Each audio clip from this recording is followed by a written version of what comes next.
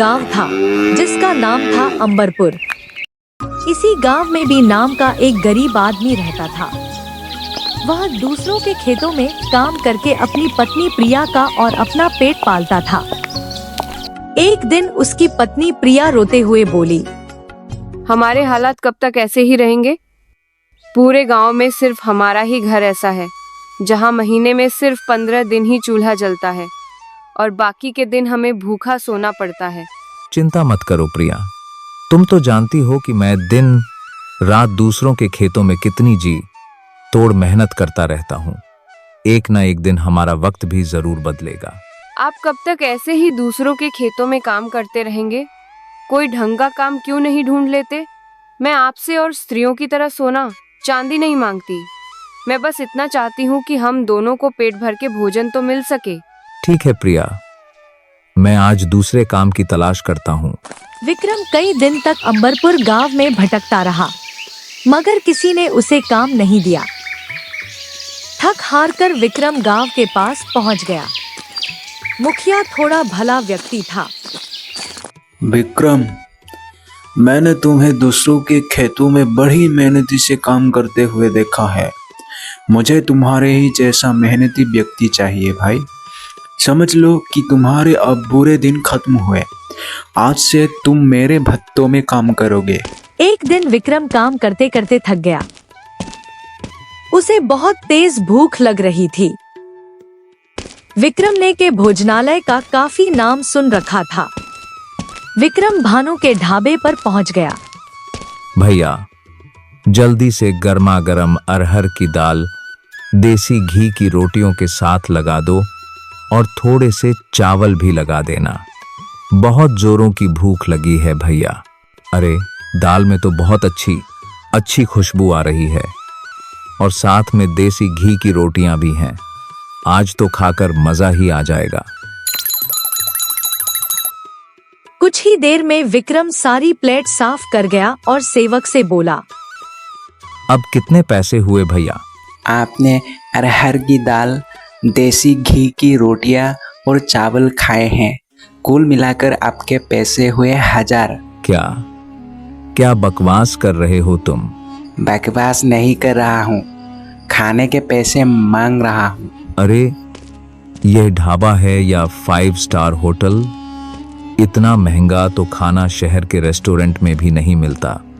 मैं तो समझ रहा था कि इस ढाबे में खाना और ढाबे की तरह मिलता होगा, और वैसे भी दाल, रोटी, चावल की कीमत तो ज्यादा से ज्यादा 100-150 होगी।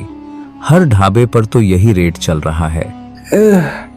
तुम्हारा दिमाग तो ठीक है। जानते भी हो यह ढाबा किसी एड़े गेड़े का नहीं है, भानु भाई का है। भानु भाई का। अरे, भानु भाई के ढाबे का खाना खाने तो विधायक से लेकर मंत्री तक आते रहते हैं। और जब तुम्हारी इस ढाबे में आने की औकात नहीं थी तो फिर यहाँ मुंह उठाकर क्यों चले आए? सीधी तरह से 1000 दे। लेकिन मेरे पास इतने पैसे नहीं हैं। 1000 तो मैं 10 दिन में भी नहीं कमा पाता, तो तुम्हें कहां से लाकर दूंगा? सेवक अपने मालिक भानु को आवाज देते हुए बोला, भानु भाई, इस व्यक्ति ने पेट भर के भोजन किया है, लेकिन यह अब पैसे नहीं दे रहा है। भानु क्रोधित होकर विक्रम के पास आकर बोला, क्या रे, जब जेब में पैसे नहीं थे तो फिर खाने के लिए यहाँ क्यों आ गया? यहाँ मुफ्त में खाना नहीं मिलता, पैसों का मिलता है। चल पैसे निकाल। मुझे क्या पता था कि आपके ढाबे का खाना इतना महंगा मिलता है। मैं तो इस ढाबे को भी और ढाबों की तरह समझ रहा था। तो ये तुम्हारी दिक्कत है, मेरी नहीं। तुम्हें यहाँ आने से पहले मेरे बारे में लोगों से पूछ लेना चाहिए था। अब सीधी तरह से अपनी जेब से 1000 रुपये निकाल कर काउंटर पर रख दे, नहीं तो मैं तुम्हारी चमड़ी उधेड़ दूंगा। देखिए, मेरे पास अभी इतने पैसे नहीं हैं। आप यह 200 रुपये रख लीजिए और मुझे कुछ दिन की मोहलत दे दीजिए। मैं धीरे धीरे करके आपके सारे पैसे चुका दूंगा। अभी यहाँ मैं लोन बांटने के लिए नहीं बैठा। इतना कहकर भानु ने विक्रम को जोरदार धक्का दे दिया। यह तो आप मेरी बेइज्जती कर रहे हैं। अबे बेइज्जती उसकी की जाती है जिसकी कोई इज्जत होती है, और तेरे जैसे भिखारियों की इज्जत तो होनी भी नहीं चाहिए, समझा? भानु और सेवक विक्रम को बुरी तरीके से पीटने लगते हैं। उन दोनों ने विक्रम के कपड़े भी फाड़ दिए और उसे धक्के देकर अपने ढाबे से बाहर निकाल दिया। विक्रम वहां से रोता हुआ अपने घर की ओर चला गया। घर पर जाकर विक्रम की हालत देखकर उसकी पत्नी प्रिया बहुत भावुक हो गई। आपको क्या जरूरत थी उस ढाबे पर खाना खाने की? मुझे क्या पता था कि उनके ढाबे का खाना इतना महंगा होगा। भानु और सेवक ने मुझे बहुत ज्यादा अपमानित किया प्रिया।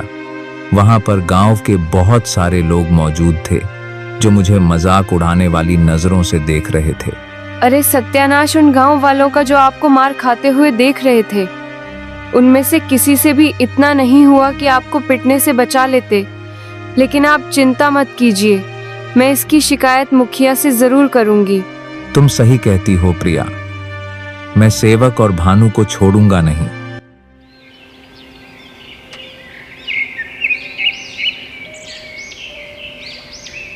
अगले दिन विक्रम अपनी पत्नी प्रिया के साथ मुखिया के घर पर चला गया और सारी घटना मुखिया को बता दी।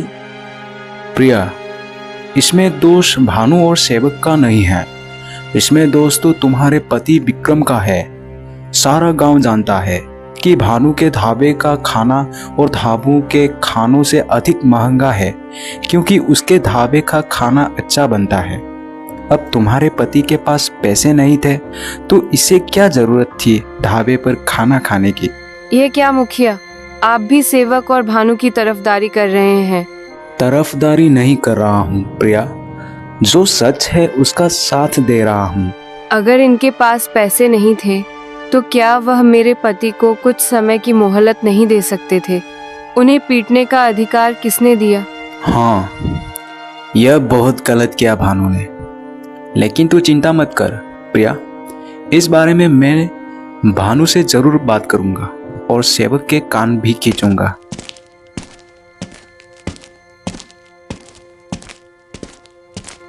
मुझे नहीं लगता कि मुखिया कुछ करेगा।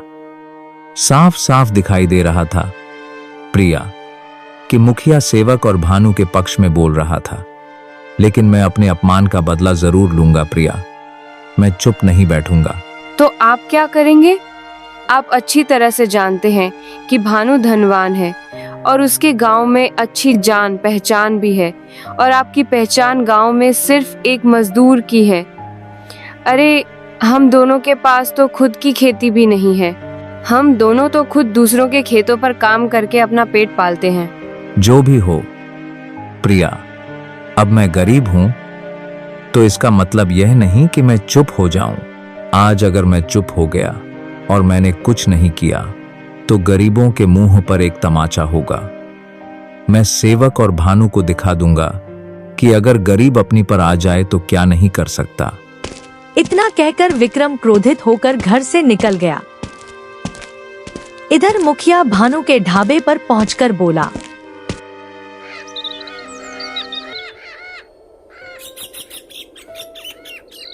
तुम्हारी बड़ी शिकायतें आ रही हैं भानु।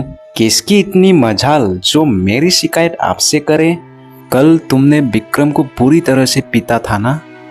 वो अपनी पत्नी प्रिया के साथ तुम्हारी शिकायत लेकर आया था मेरे पास। अरे, तो उसने पीटने वाले काम भी किए थे। मुखिया जी, आप ही बताइए, मेरे ढाबे पर आकर अरहर की दाल, देसी घी की रोटियां तो बड़े चाव से खाए, और जब पैसे देने का नंबर आया तो अंगूठा दिखाने लगा। जो भी हो भानु, लेकिन तुम्हें उसे पीटना नहीं चाहिए था। और तुम्हारे ढाबे पर सिर्फ विक्रम ही नहीं बल्कि और भी न जाने कितने लोग आए दिन पीट कर जाते हैं। तुम्हारा यह दुर्व्यवहार कहीं किसी दिन तुम्हारे ऊपर भारी न पड़ जाए। देखो भानु, मैं तुम्हें सिर्फ समझाने आया। तुम क्यों नहीं समझते कि आज का दौर सोशल मीडिया का दौर है। कहीं किसी दिन किसी ने तुम्हारी गरीबों के साथ दुर्व्यवहार का वीडियो बनाकर फेसबुक पर अपलोड कर दिया तो लेने के देने पड़ जाएंगे। फिर भी मैं कुछ नहीं कर पाऊंगा। इतना कहकर मुखिया वहां से चला गया। प्रिया रात को अपने पति का इंतजार कर रही थी। आधी रात होने को आई थी, मगर विक्रम अपने घर नहीं आया था। विक्रम रात में जंगल के एक पेड़ के नीचे गहरी सोच में बैठा हुआ था कि तभी उसके कानों में एक व्यक्ति की आवाज टकराई। काफी देर हो गई है तुम्हें यहाँ पर बैठे हुए। पिछले 6 घंटे से देख रहा हूँ कि तुम इसी पेड़ के नीचे गहरी सोच में बैठे हुए हो। कौन है आप और इतनी रात को इस जंगल में क्या कर रहे हैं? ये सवाल तो मुझे तुमसे करना चाहिए कि कौन हो तुम और इतनी रात में इस जंगल में क्या कर रहे हो। मैं आपकी बात का मतलब नहीं समझा। मतलब बाद में समझना। तुम्हारा चेहरा देखकर साफ साफ मालूम पड़ रहा है कि तुमने सुबह से कुछ नहीं खाया। तुम बहुत भूखे हो। इतना कहकर उस नौजवान ने एक थाली विक्रम के सामने रख दी। विक्रम ने देखा कि उस थाली में सब उसकी ही पसंद के व्यंजन रखे हुए थे। सोचो मत, खाना शुरू कर दो। विक्रम को सच में वाकई बहुत भूख लगी थी। विक्रम खाने ही वाला था कि तभी उसे कुछ याद आ गया। नहीं चाहिए भाई, मैं घर पर जाकर अपनी पत्नी के हाथ का बना हुआ ही खाना खाऊंगा। मुझे अच्छा खाना खाने का कोई अधिकार नहीं। ये कैसी बातें कर रहे हो तुम? मैं तुम्हारा यह खाना खाऊंगा। तुम मुझसे पैसे मांगोगे और वह मेरे पास तुम्हें देने के लिए नहीं है। नहीं भाई, मुझे तुमसे कोई पैसे नहीं चाहिए। तुम पहले आराम से खाना खाओ और फिर मुझे बताओ कि तुम किस गहरी सोच में डूबे हुए थे। हो सकता है कि मैं तुम्हारी कोई मदद कर सकूं। खाने के बाद विक्रम उस व्यक्ति को अपने साथ हुए अत्याचार की सारी घटना बताने लगा।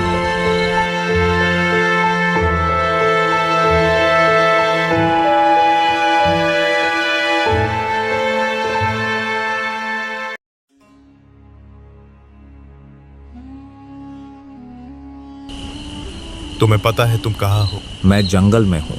नहीं, तुम जंगल के अंदर उस भूतिया जंगल में हो जिसे भूतिया जंगल के नाम से बुलाया जाता है, जहाँ पर लोग दिन तक में आने से डरते हैं भाई। उस व्यक्ति की बात सुनकर विक्रम के चेहरे पर डर झलकने लगा। अचानक उसे याद आया कि वह गुस्से में इतनी दूर पैदल चलता हुआ यहाँ तक आ गया था कि उसे अब याद भी नहीं रहा कि वह जंगल के अंदर भूतिया जंगल में पहुँच चुका था। डरो मत, हम कोई भूत प्रेत पिशाच नहीं है। हम साधुओं की संतान हैं। इस जंगल में सिर्फ साधु और उनके परिवार ही रहते हैं। हम लोग बाहर की दुनिया से ज्यादा ताल्लुक नहीं रखते, क्योंकि हमारा सारा ध्यान ईश्वर की तरफ ही होता है। तुम्हारी बात सुनकर मुझे बहुत बुरा लगा। तुम बताओ, तुम क्या चाहते हो? मैं एक ऐसा ढाबा खोलना चाहता हूँ जहाँ पर हर गरीब सिर्फ 10 रुपए देकर अपना मनपसंद भोजन कर सके और उसके साथ अपमानजनक व्यवहार न किया जाए। तुम्हारे इरादे के बारे में जानकर मुझे बहुत अच्छा लगा, वरना इस जंगल में इससे पहले भी कई लोग आए और अपने लालचीपन का सबूत देकर मारे गए। लेकिन तुम पहले व्यक्ति हो जिसे गरीब की भूख की चिंता है। इतना कहकर उस व्यक्ति ने अपना हाथ जैसे ही घुमाया, उसके हाथ में एक बड़ी सी थाली आ गई। उसने वह थाली विक्रम को पकड़ा दी। ये जादुई थाली है। याद रखना, इस बारे में सिर्फ तुम अपनी पत्नी को बता सकते हो और किसी को नहीं। इस थाली के सामने खड़े होकर तुम जिस भोजन का नाम लोगे, वो भोजन स्वयं अपने आप इस थाली में आ जाएगा। मगर याद रखना, जिस दिन तुमने 10 रुपए से ज्यादा ग्राहकों से वसूले, उस दिन इस थाली का जादू समाप्त हो जाएगा। विक्रम रात के समय बड़ी सी थाली लेकर अपने घर आ गया। ये क्या है? विक्रम ने सारी घटना प्रिया को बता दी। मैं तो अब तक यही समझती थी कि उस जंगल में भूत प्रेत रहते हैं। तुम नहीं, पूरा गांव यही समझता था प्रिया। वह सब तो ठीक है, उस थाली में सिर्फ भोजन ही मिलेगा, पैसे तो नहीं मिलेंगे ना। फिर हम ढाबा अपने ही घर पर खोलेंगे प्रिया। इस तरह से इस थाली का रहस्य सिर्फ हम दोनों तक ही सीमित रहेगा। अगले दिन विक्रम ने अपने घर को एक ढाबे में परिवर्तित कर दिया और जिस कमरे में वह लोग सोते थे, उस कमरे में बड़ी सी थाली रख दी। विक्रम ने उस थाली के सामने खड़े होकर तरह तरह के व्यंजन के नाम लेने शुरू कर दिए। कुछ ही समय में पूरा थाली व्यंजनों से भर गया। प्रिया ढाबे पर वह सारे व्यंजन लेकर बैठ गई। कुछ ही देर में वहाँ पर एक गरीब व्यक्ति दौड़ता हुआ आया। भाई वाह, मजा आ गया। दाल मखनी तो बहुत से ढाबों पर खाई, लेकिन इस ढाबे की तो बात ही कुछ अलग है। कितने पैसे हुए? 10 रुपए। क्या सिर्फ 10 रुपए? हाँ, सिर्फ 10 रुपए। और तुम्हें और तुम्हारे परिवार का जब भी खाने का मन करे चले आना यहाँ पर। 10 रुपए में आपका मनपसंद व्यंजन भोजन पेट भरकर एक थाली के रूप में मिलेगा। और हो सके तो अपने उन गरीब भाइयों को भी यहाँ पर लेकर आना जिन्हें अच्छा भोजन नहीं मिल पाता। विक्रम की बात सुनकर वह व्यक्ति खुश होता हुआ वहाँ से चला गया और उसने सारे गांव में विक्रम के ढाबे का ढिंढोरा पीट दिया। कुछ ही दिनों में विक्रम के ढाबे पर गांव वालों की भीड़ लगने लगी।